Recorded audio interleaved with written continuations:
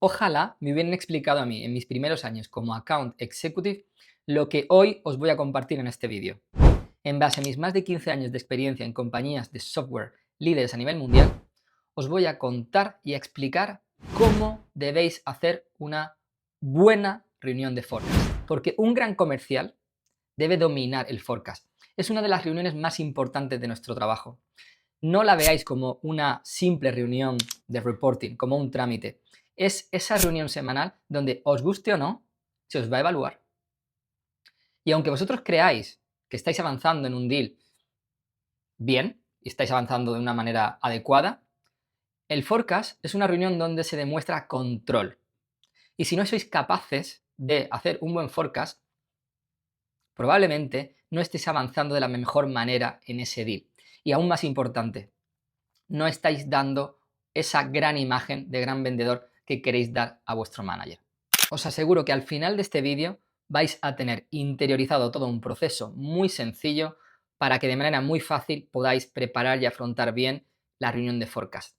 Para que podáis demostrar control, pero aún más importante, que realmente tengáis control sobre vuestras oportunidades. Y para esto, además, os voy a explicar al final del vídeo cómo conseguir la guía de preguntas de forecast que yo mismo uso con mis equipos. Es una guía de preguntas que os va a ayudar en función del momento en el que estés del proceso de venta a entender qué tipo de preguntas debéis haceros para tener un mayor control sobre la oportunidad, y además son preguntas que yo mismo como manager le hago a mis equipos en función de ese momento en el que están en el proceso de ventas. Os voy a estructurar un método con 4 pasos. El primer paso es la mentalidad, el mindset con el cual afrontamos esa preparación.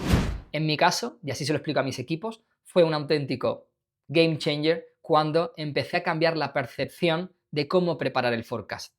Quitaos de la cabeza que el ejercicio de preparación o el forecast es un ejercicio de rellenar, de hacer reporting, de poner información de cara a los superiores.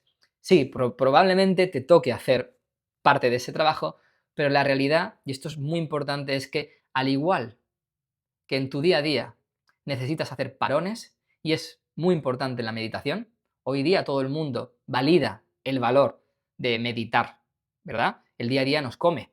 Es importante meditar, reflexionar, hacer análisis de tu vida, de tu situación, de tus emociones. Pues en ventas es igual.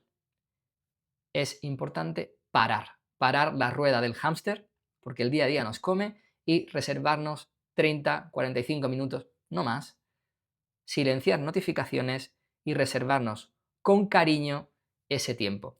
Y reservarlo con la mentalidad de que no es para reportar a mis superiores, es un tiempo para nosotros. Y este es el primer paso, aquí está la clave. Reservar tiempo para utilizarnos nosotros mismos para reflexionar y hacer un análisis sobre, si no todas las oportunidades más importantes que estamos gestionando. Es ese momento en el cual debemos de parar el tiempo y reflexionar, hacernos esas preguntas, a tener una actitud de paranoia sana y empezar a cuestionarnos, empezar a detectar potenciales riesgos que a lo mejor no hemos detectado, y es que si no nos paramos, no los vamos a detectar. El segundo paso es aplicar una metodología de cualificación. Normalmente tu compañía, tu organización debería de tener implementada una metodología de cualificación. Una de las más extendidas y a mi parecer la mejor en venta B2B de software es MEDDIC o MEDDPICC, que es la evolución, pero hay otras como BANT o como SPICED. Entonces, revisando esa metodología de cualificación, entendiendo cómo debéis cuestionaros en función del momento en el que estéis en el proceso de venta, y por eso es muy importante la guía que os voy a compartir al final, porque en este sentido os voy a dar los deberes hechos. Os voy a dar una serie de preguntas que en función del momento en el que estéis en la oportunidad os va a ayudar a cuestionaros cómo estáis en ese deal y qué podéis hacer para tener mejor control. Así que el segundo paso es aplicar una metodología de cualificación, por ejemplo, MEDDIC, a cada deal en función del momento en el que estés en el deal.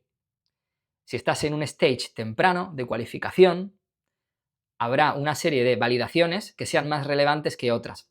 Y de la misma manera, si estás en un stage de cierre, muchas de las validaciones en base a esa metodología de cualificación que estás utilizando, que en un stage 1 eran relevantes, en un stage de negociación no son relevantes. Por ejemplo, si tú estás en una fase de cualificación, debes hacerte preguntas relacionadas con: estoy hablando con la persona idónea, esta persona tiene capacidad de avanzar en el proyecto, esta persona tiene acceso al presupuesto, estoy identificando bien los dolores, qué dolores ocultos tiene el cliente, qué métricas de negocio están siendo impactadas en esos dolores o en esos desafíos.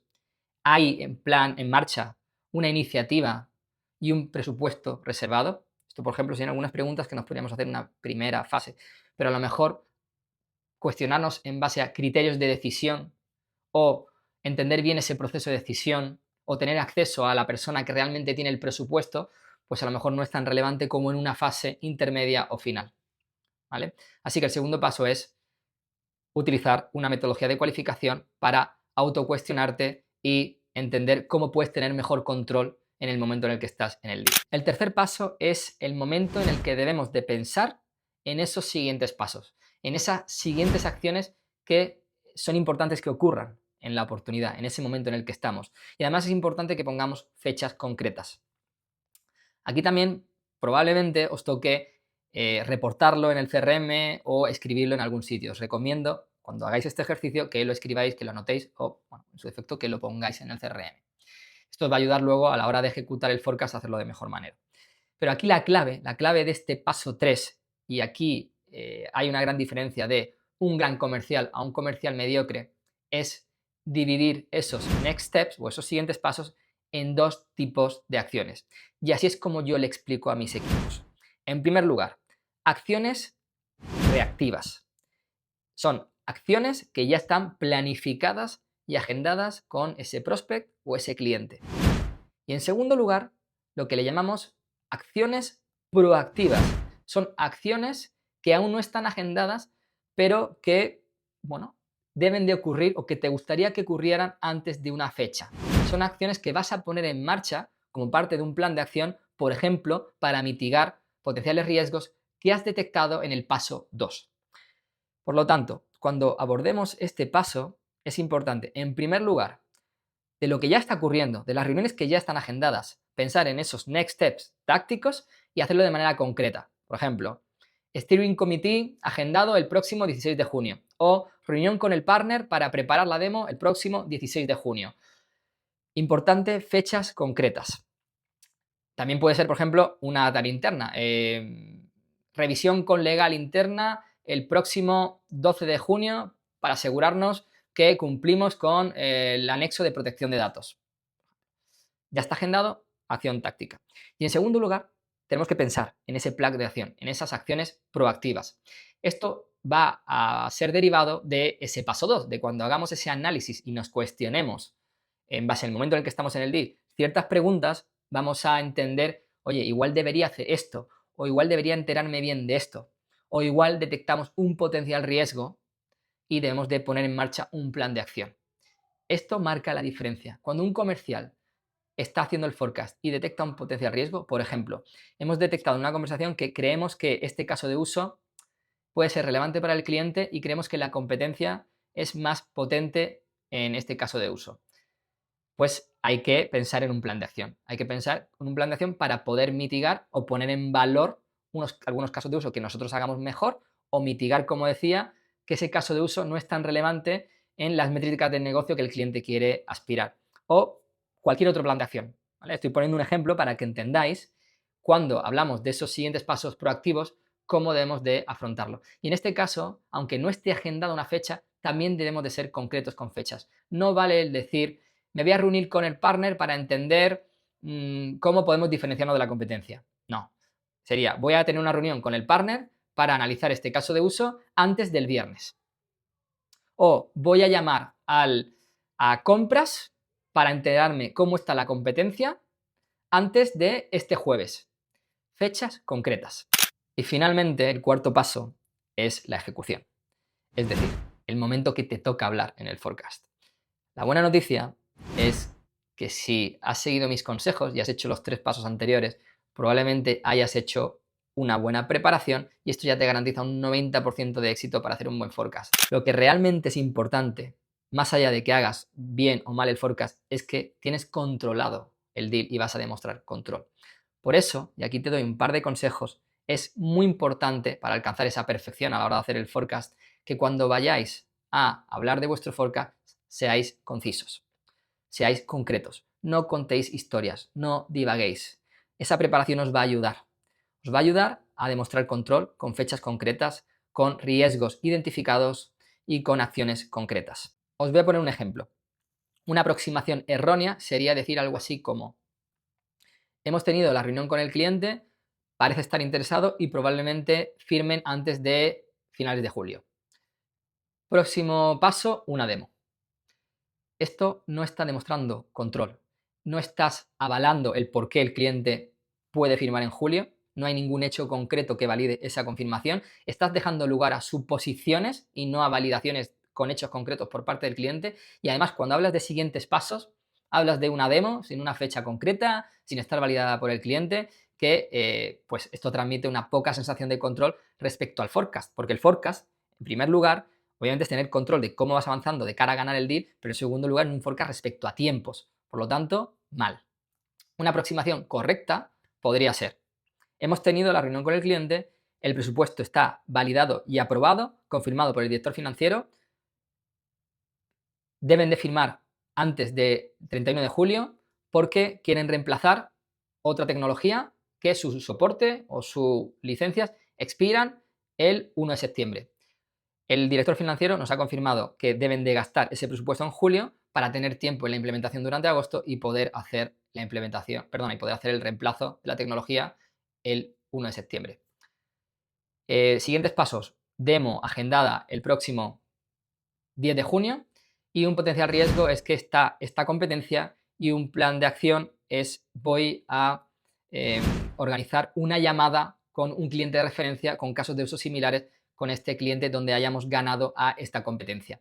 Los siguientes pasos: voy a hablar con estos dos clientes de nuestra compañía que ya los he identificado antes de este viernes y una vez que tenga identificado si los dos o quién de los dos está dispuesto a tener una conversación con mi cliente, voy a hablar con el decisor o con el director financiero antes del próximo miércoles para proponerle esta reunión.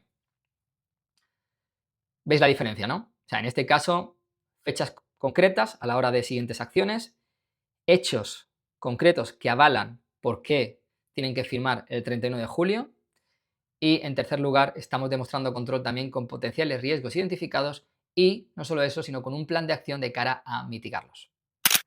Y un segundo consejo para intentar conseguir esa perfección a la hora de ejecutar el forecast sería que no deis más detalles de la cuenta de lo que os habéis preparado. Y vuelvo a redundar en la importancia de la preparación. Es muy importante que preparéis por cada oportunidad ese mapa de acciones y ese plan de acción y os ciñáis a vuestro plan. Como he dicho siempre, con hechos concretos y fechas concretas. No intentéis entrar a mucho detalle. Quedaos en una capa relativamente superficial que valide esas siguientes acciones con esos hechos concretos y con esas fechas. Si el manager quiere saber más, esperar a que pregunte. Y en el momento que pregunte, entonces, pues, si lo sabéis, pues contestar de la misma manera lo más conciso posible a la pregunta. Por ejemplo, retomando el ejemplo anterior, si habéis hablado que el cliente quiere ejecutar el presupuesto antes del 31 de julio, pues una pregunta que te puede hacer el manager es: oye, ¿y cómo es el proceso de firma? Y ahí le das detalles de cómo sería el proceso de firma, ¿vale? Si es que lo sabes. Y si no lo sabes, pues una de las acciones que tienes que poner también en tu plan de acción, por ejemplo, hablar con compras para entender cómo es ese plan de acción. Y no pasa nada, o sea, no pasa nada que el manager te haga preguntas que no tengas controladas. Lo importante es que vayas retroalimentándote de ese feedback y vayas construyendo ese plan de acción, como digo, para intentar conducir la oportunidad de la mejor manera posible. Y hasta aquí estos 4 pasos para que hagáis un gran forecast.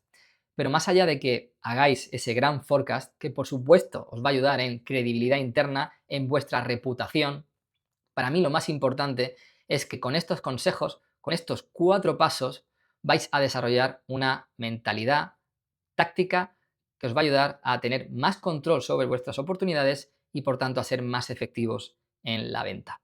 Y ahora sí, os explico cómo podéis conseguir esta guía de preguntas que os comentaba antes, que yo mismo uso con mis equipos y que es útil tanto para account managers como para managers para ser utilizadas en las sesiones de forecast.